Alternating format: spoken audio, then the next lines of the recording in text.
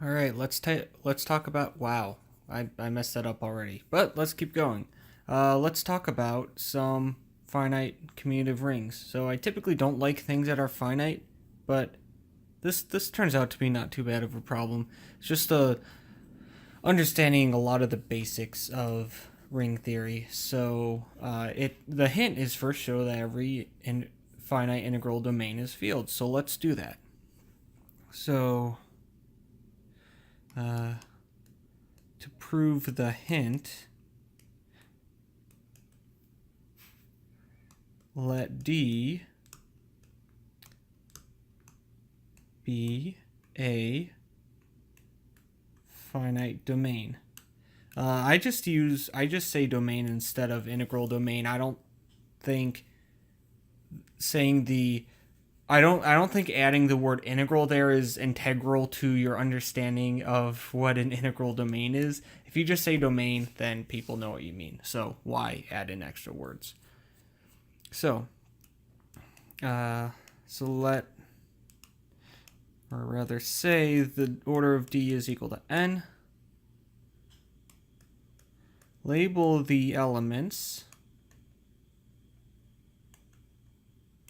of D by, let's see here, we're going to have x0, which will be 0. Going to have x1, which is 1. Then we're going to have x2 all the way up through x. Ugh. Okay, so we're going to make order of D is n plus 1. And we're going to have x1 through xn. And then there's also x0. Yeah, this is fine. So let D to the x, pretty standard notation for the group of, the group of units. But we don't know. Yeah, these are the group of no, we don't know that these are units yet, but we're going to prove that they're units. For now, they're just the non-zero elements. So choose some xk in non-zero elements of D. Consider the collection, or rather, let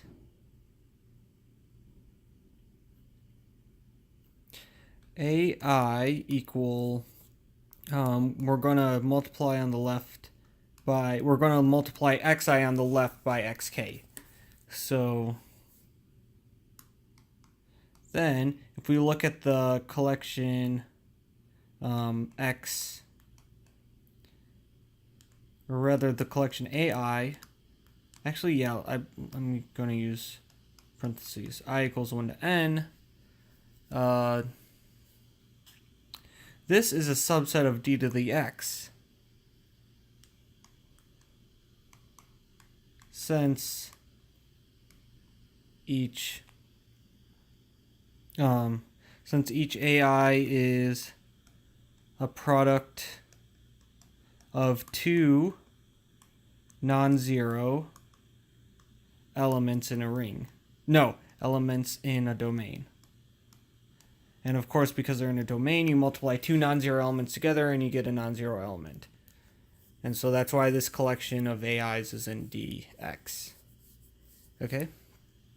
Also, basic ring fact, or rather basic... this is commutative. I'm not going to mention commutativity at all in this problem, but just take it for granted. Also, if, let's see here, if AI equals AJ for some I not equal to J, then xk xi equals xk xj. So xk xi minus xj equals 0. Since xi, obviously since I is not j, xi is not equal to xj, So xi minus xj is not equal to 0. So xk must be equal to 0 since we're in a domain, which contradicts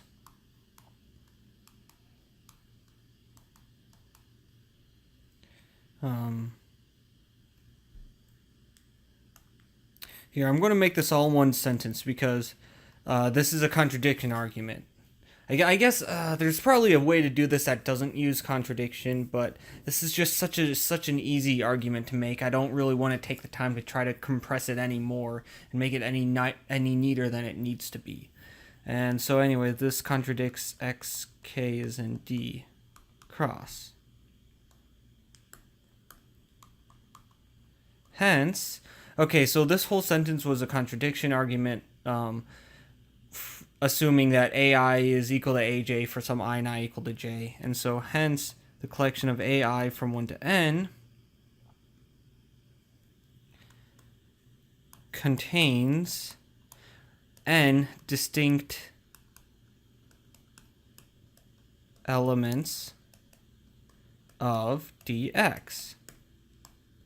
But we know that the order of dx is equal to, well, it's the order of d minus 1, and the order of d is n plus 1, so this is just n. Okay, so the order of d dx is n. So a to the I1 to n is precisely equal to dx.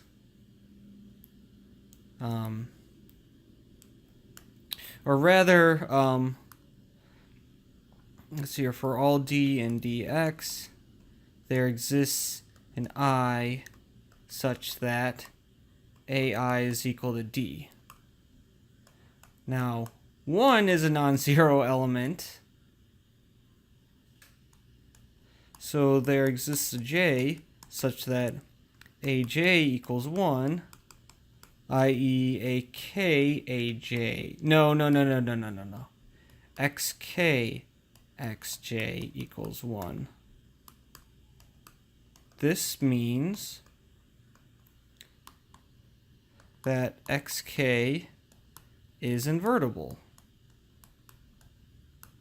because it has inverse xj. This holds for all xk in dx, and hence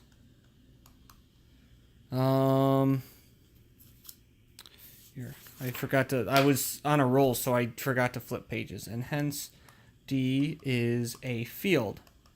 And this completes our argument that any finite domain is a field. So now we're ready to actually go on to our problem. So now suppose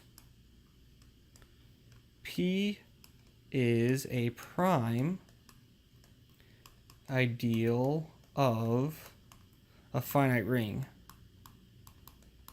and we will call that ring R. That's what it's called on the problem. So P is prime. This is a basic fact about prime ideals. If and only if R mod P is a domain,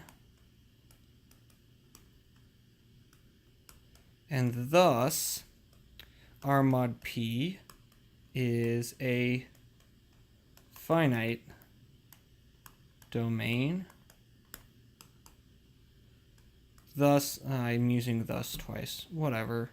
I'm not going for world's best written proof here. Just going for world's best definitely is an element of the collection of groups of, or set of proofs of, well, class of proofs of the statement. Anyways, thus R mod P is a field. Okay. All right, so now we're a field, and now it's sort of smooth sailing from here, because you should just automatically think isomorphism theorems. Now consider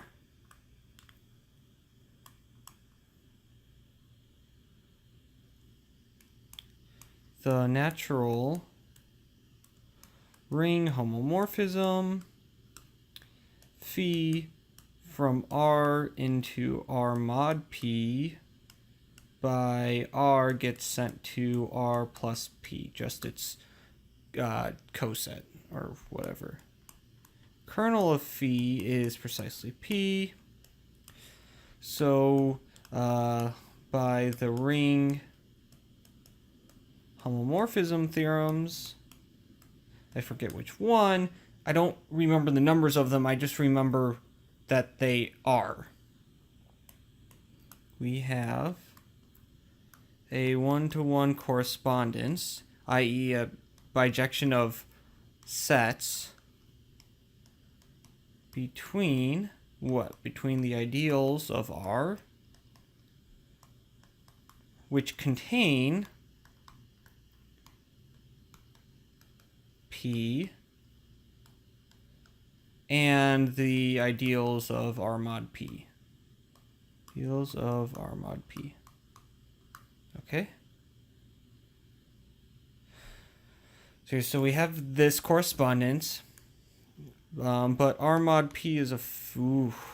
okay, we're good. R mod P is a field. And thus has only trivial ideals. So by the bijective correspondence, so then there,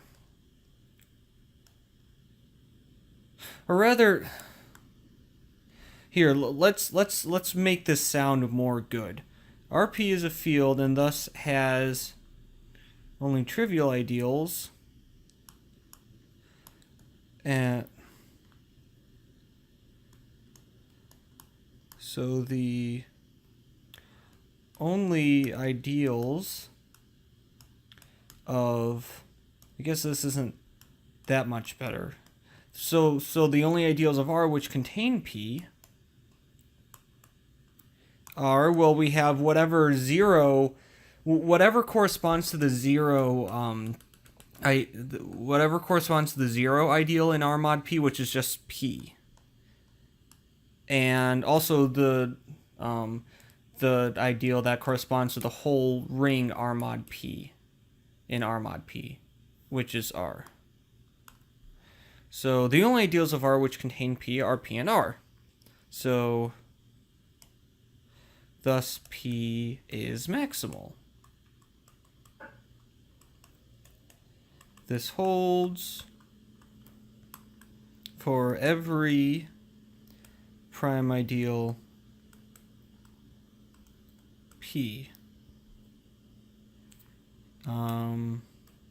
And so that I don't have to scroll down anymore, I'm just going to say, and so we're done.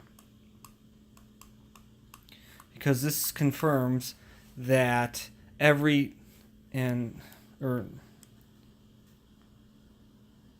so we're done, meaning, and hence prime ideals are maximal in a finite commutative ring. And there we go. That's all there is to this problem.